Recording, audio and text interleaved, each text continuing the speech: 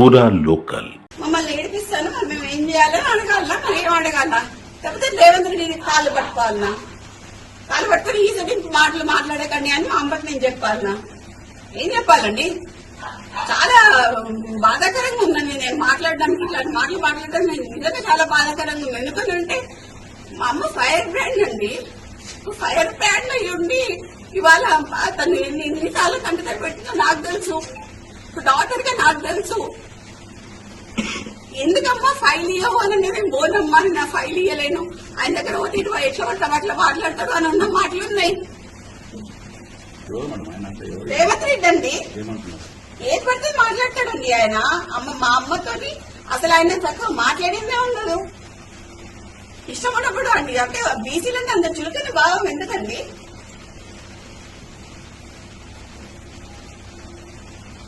ఒక మీటింగ్ జరిగిందండి ఢిల్లీలో. ఇది ఇప్పటివరకు బయటికి రాలేదు, నేను ఇవాళ చెప్పదలుచుకున్నా.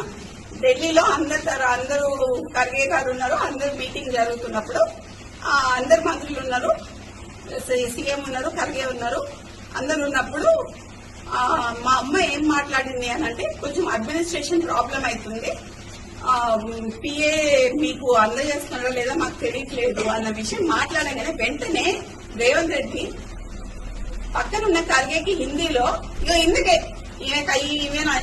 ఇంటికి రానియా ఏమనంటే ఏదో ఒకటి చెప్తుంది, ఒక 10 పిటిషన్లు పట్టుకొని వస్తుంది, 10 పనులు పట్టుకొని వస్తుంది, ఈ పని చేయంటది, ఆ పని చేయంటది, ఈ పని చేయంటది. మరి ఏడికి పోవాలండి? పని చేయొద్దా? ఎమ్మెల్యేలు మినిస్టర్లు పని చేయొద్దా? మా అమ్మ ఆ రోజు ఏడ్చిందండి.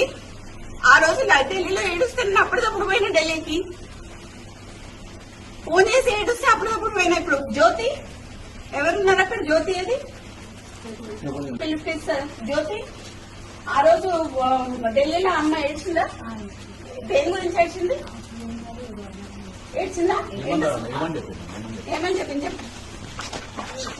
చెప్పాలి. గట్టి చెప్పమ్మా, కొంచెం లోడ్గా చెప్పాలి. ఇంకా గట్టి చెప్పు.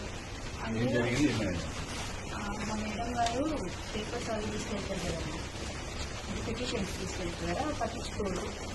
నేను అందుకనే పట్టించుకోను అని గట్టిగా హార్ష్ గా మాట్లాడిందేమో. తర్వాత ఏడొచ్చి డాలీ శర్మ గారు కూడా వచ్చారు కదా, డాలీ శర్మ గారు కూడా వచ్చి మా అమ్మని అది చేసి వెళ్ళారండి. డాలీ శర్మ వచ్చి కాసేపు కూర్చొని తన్ని అది చేసి వెళ్ళారు. బీసీలను నొక్కుతున్నారండి, బీసీ లీడర్లని మా నాన్నని మా అమ్మని పెట్టడానికి ట్రై చేస్తున్నారు.